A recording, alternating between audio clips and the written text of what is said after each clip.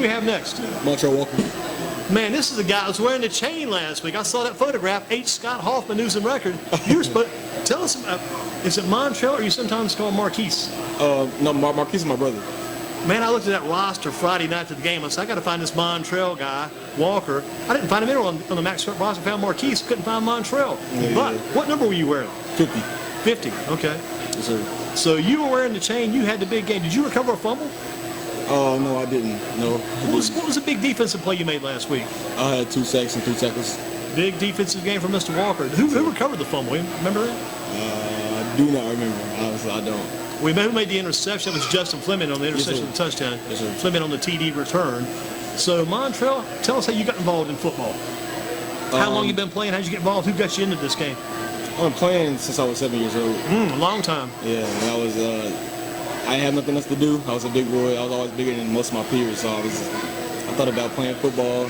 I was excited to play football, and I loved it ever since I started playing. Where were you playing back then? What team and what area of town, what neighborhood? I lived in High Point, the south side High Point. I played tight end and defense end. So you were in back then. Did you ever get to touch the ball back then? They threw it to you? No, I was just blocking. Always blocking. Now you're mainly defensive line then? Yes, sir. How much do you weigh? I weigh 250. 250? How tall? 6 foot. 6 feet? Not Yes, bad, sir. not bad. What year? Senior 2020. This is the last year. What about next year? What's the plan of attack for next year? Got to be seen, got to be talking to some schools. You want to keep playing? What's that plan of attack for next year? Hopefully by the end of the season, I have some schools, and by spring I'll say where I'm going. Hopefully I'll be playing at the next level. That's what I hope for.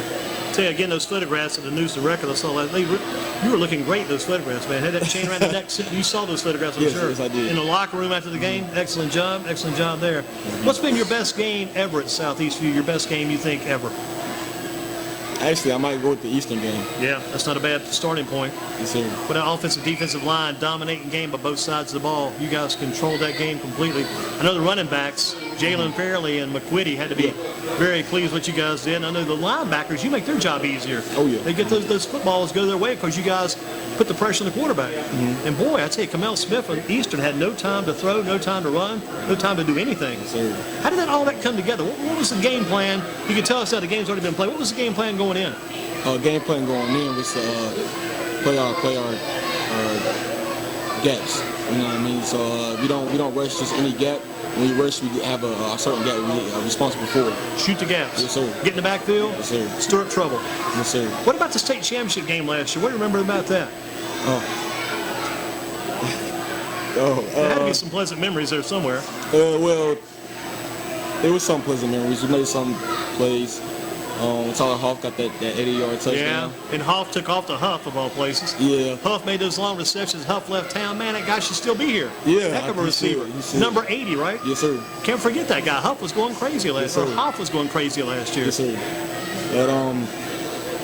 But Shipley, the two Shipley brothers from Weddington, those guys were too tough to tame almost. Yes, sir. It was. James and Michael Shipley, they're tough guys. Favorite subject at Southeast in the classroom? Let me ask first thing, well, I'll go into further. What about Mr. Swihart? Anybody got John Swihart as a teacher? Anybody got a little Swihart? I had him my sophomore year. What kind? I've seen that guy around school. You can't miss him. You got the beard. What kind of teacher is Swihart? He's passionate. You can tell he loves teaching. You can tell he loves the kids. He's dedicated. Yes, sir. And he's a Southeast Falcon person too. Goes, yeah. He says, always show your Falcon pride. One of his favorite statements from Mr. Swihart. Yes, sir. Duke and Carolina Saturday, college football. Who do you like in that game? I'm going to go with Carolina. Carolina. What about the Panthers and 49ers on Sunday afternoon about 4:05 on the West Coast? Who do you like there? Panthers. Panthers. Yes, sir. Say if you had to choose between Kyle Allen and Cam Newton, who do you choose for quarterback for the Panthers? Who would you start? Cam Newton. Cam would supplant Allen if he comes back. So Cam, you ready to go Cam? If Cam's healthy, you go Cam. Oh, yeah. All right? Big suggestion. Good talk there. Yes, sir. What would be your dream game tomorrow night against Southern Guilford? Your dream game for you and for the Falcons when you go to Southern. What would be a dream game? You had it maybe last week.Maybe you've already had it. Dream game number 2 against Southern. What would be the dream game for you? Do you mean stats-wise? Stats-wise, participation-wise, all that. Yeah. Stats-wise, of course, sacks would be lovely.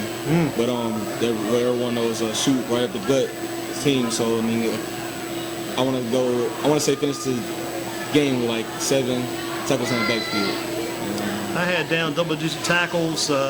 If you're an offensive player, 3 touchdowns as a team. Well, if you had, as a team, you win this game. I think you win if you have no penalties. Yes. As a team, I think you got to win the game. Yes, sir. I mean, that's miraculous almost. Yes. What about the Halloween candy with our man Marquez Walker? Not Marquez, that's his brother. We got Markel, right? Montrell, Markel, Montez. We got them all.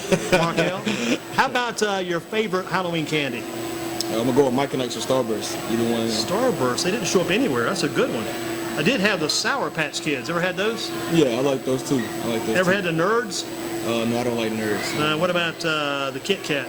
I like Kit Kats. I like Kit Kats. Pretty good stuff. How about the worst Halloween candy for you? This will not be in your bag come November 1st. This is kicked out of your Halloween candy bag. Your worst Halloween candy. The Whoppers or Smarties. I don't like them. Wow, you got one of the ones that were Smarties is on there. Yes. They made the list. I do not I like call them the little sweet tarts, the Smarties. Yes. I like those things since I don't see them much anymore. You got like 10 choices, got all those little different pieces, different flavors. No Smarties. The other one on there was licorice. How about licorice? I like Twisters. I like this one. What about the black licorice? The old-fashioned black licorice. No, sir. No taste. No, sir. Kickback Jacks for a Thursday. Mr. Walker, thank you for your time. Thank you. Good job. I still like that photograph with that chain, man. Excellent work. Appreciate you. Gotcha.